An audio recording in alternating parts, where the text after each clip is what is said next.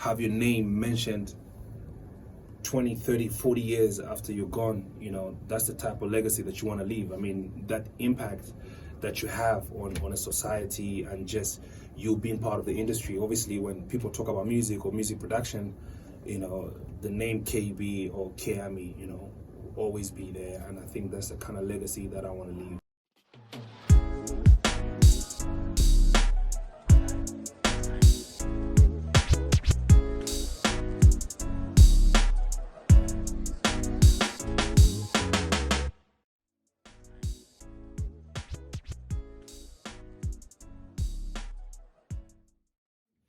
You need to have a workspace that you're very comfortable in. Everybody will agree that, for you to achieve what you want to achieve, you have to be working in a very comfortable space that you can do whatever you want to do. Me, basically, I want a clean environment. I like clean environment. If the place is dirty, I can't concentrate. If I see dirt particles all over the place, it messes up my concentration. So I like it clean and I like it quiet. I don't like spaces that are overcrowded. There's some producers that like to have a lot of people when they're making the music. I am totally different. It's either I'm with the guy that I'm working with or I'm alone. Mostly I like to be alone because I feel like I'm more creative when I'm alone and I'm able to do things comfortably without somebody saying, but what is he doing? What is he thinking? So it gives me a lot of creative space when I'm in a quiet environment and I'm alone and it's a clean environment basically. I mean, I don't have a studio that I really want. If I had to put out a studio that I really, really wanted, it would have cost me a lot of money, but I think I've got a comfortable space that I can work with. It's pretty small, but it's very conducive and it does the work. As you can see, it's properly soundproofed. It's good fresh air coming in from there. So, like I said, for me, the space has to be comfortable. It has to be very comfortable. And that's all that matters. Obviously, I would have loved like a bigger space, like a more comfortable space, but it means that I will need to put in a lot of money for me to be able to achieve that. But for now, I work with what I can, and this is what I can work with.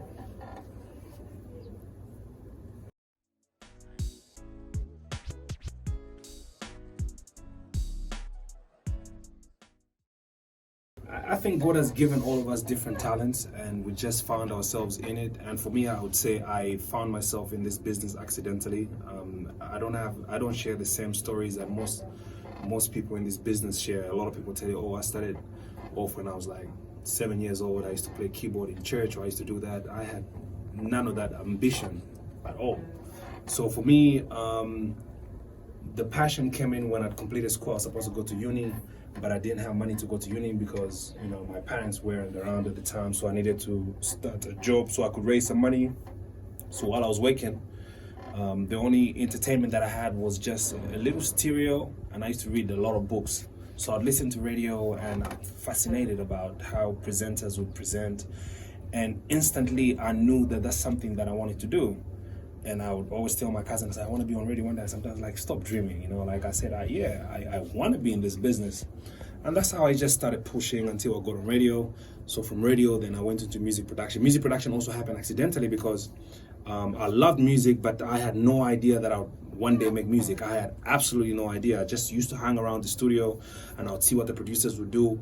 And sometimes I would, give some ideas. And I used to rap back then. So sometimes when I wanted a type of beat, and I couldn't get it, so it forces you to just, if somebody can do it, why don't I just get in and just use my brains and do what I have to do? So that's how I found myself in the business. If it wasn't for the music, I think I would have been an IT guy now, because I studied computer system engineering, so I would have been an IT guy. I think my legacy is already manifesting itself. The legacy I definitely want to leave is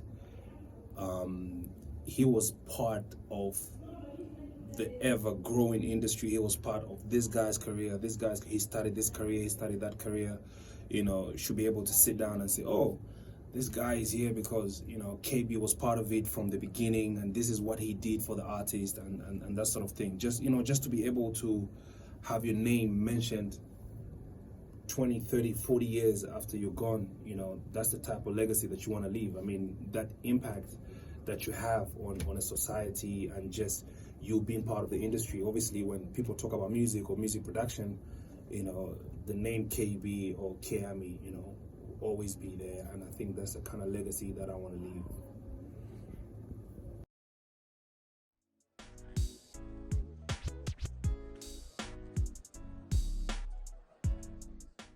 When I started off as a rapper back in the late 90s. I think that was like 98.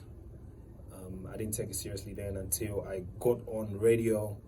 When I got on radio, I knew I was an entertainer, because from there I started emceeing and just doing everything that entails entertainment. Then I started doing a bit of TV, and that's when I knew that this is where I wanted to be, and this was my space, and that's what I was going to do going forward.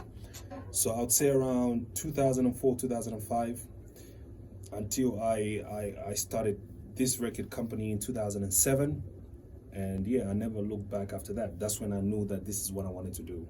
Otherwise, I would have ventured into something else. And I'm happy that I stuck to my guns and I ran with it. I went with my instinct, even though at the time we were not really making money in our towns. I mean, if you're one of those that started your business, especially being on radio, you know, you are not really getting that kind of money. You know, now the money that we used to make couldn't even pay you rentals. So yeah, but here we are today.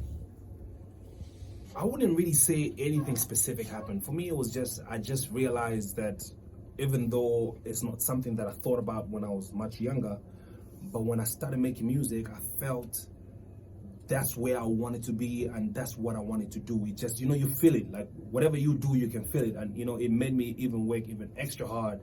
The fact that I had to start everything from scratch, and you know, it's not easy to build a legacy, to start something, to start an empire. You know, I was motivated, and you know, and I just kept on doing what I had to do. So it had nothing to do with, say for example, I had to feed my family, or it was a passion. I didn't think about money in the beginning. You know, obviously we just wanted to be there. We just wanted to make music, wanted our name to be heard. Then the money comes afterwards. So yeah, I wouldn't really say I had to feed my family, so that's why I had to do music. No, it was a passion, and it's something that I pursued, you know, and I made sure that I perfected it, and I still have the same hunger now, even when I'm making it, and that's how I know that I really enjoy what I do, basically. The industry has always been competitive. In our times, I would say it was competitive because you didn't have too many studios, you know, so you didn't have so many people that were making music. Now, obviously, everybody can make record. I mean, you can just set up a simple setup in your bedroom, and you know, then it was not that easy. It was not easy to, you know, get somebody's attention until you work extra hard for you to make a name for yourself. Because we didn't really have social media then, so you didn't really push your music through social media. You had to do the conventional way. You have to make the music, burn them on CDs, export them. You know, you have people that put them on a bus, take them to other provinces, or you know. And I remember there was a time we used to have the music at City Market. Like when you have a record, that's the first place you go to. Then they try to make it go viral. So it was very difficult. You know, now is you put out a song today, by tomorrow people already know all the lyrics. You know, even somebody in Solwezi will hear about the song today. Then you put out a song today, it's only getting to Solwezi 3-4 months later. You know, so I would say it was really competitive. Now it's a bit different. Yes, it's probably still competitive because there's a lot of people in the business. But like I said, now it's so simple. You can make any setup in a studio and you can start to make beats, and you know, so yeah. Zero connection, and this is what I try to tell people. When I tell people, they think like, oh, you know, well, maybe you would say radio because I had radio friends, but listen, you know, the radio guys didn't play my music because they knew who KB was. I mean, I still had to go the conventional way. I had to make sure that the music was correct, you know, for you to have it played on the radio. So no, I had zero connection. I never went to any producer for any favors or to ask, can you teach me that? I actually taught myself most of the things. Obviously, there was a guy called Gary. We used to be together at Findico House. He had a studio. He was a professional keyboard player. So he's the one that I would go to every now and then and, you know, inquire, ask him. So, you know, how do you do this? How do you do that? You know, whatever I didn't know, I would ask, but I never really had any connection. I never went to any big producer or to beg for this or that or whatever. You know, everything that I learned was self-taught. I used a lot of YouTube, and I made a lot of mistakes learning, like even just how to mix music. You know, nobody told me any secret of what to do. I just read, and it was try and error. I try this, it doesn't work out. I go back, I try it until it works out, and that's how. Because I was very determined. That you do, you have to know that that's where you are. Most of the times it's envy, you know. Like, I'll tell you, I wanted to be a football player, but you see, I got to a certain age when I knew that in as much I love football so much, I can't compete with the crop of players that are there, and I can't be there. So I can just watch and love the game. So I needed to do what I knew I could. So you need to know what you are good at. You know, sometimes you find yourself in the wrong profession because you're envious, because you feel like, oh yeah, being a musician is cool. If you're a pop singer, then all the girls are going to be all over the, you know. But in the end, it's not even your talent. You're just forcing it. So first things first, you have to know. And, you know, be honest with yourself, even when you sing it. And most of the times, your friends are hyping you. Oh no, you can do it, and you know, and most of the time it's not even true. So you have to know. So I always say you have to know that that's your talent. Number one, you have to know it inside. Your spirit has to tell you, this is my talent and I can do it. Before anybody else tells you, you know, you yourself believing that this is it, you do it. But sometimes it's like, I want to be a football player. Like for me, no matter how much I try to convince myself, this is it, I can't, and you won't manage to do it. So if you know, that's the beginning, and pursue it, you know. Go through the whole process for you to really appreciate it. You have to go through the whole process of, I know they say no, but you know, if you can help, whatever. I feel like everything that comes on a silver platter, it doesn't help you in the long run. You have to go through the process. You have to go through the struggle. It's like going to school. You just can't start from the first grade and you want to go to the 7th grade. You have to go through the whole process. When you learn the whole process, you know the struggle of to get where you want to get. The day you're going to make it, you appreciate everything that you go through, and it makes you even a better person. Like even when you get back in the studio, when you want to work on whatever you want to work on, you always appreciate that, and it makes you even hungrier to even achieve more. So you have to stay grounded, and it's not easy because you also have to stay consistent. If you can't stay consistent in the business, that's what you find out, that you're in the business for 1-2 years, you'll go one hit song and it's a wrap for you.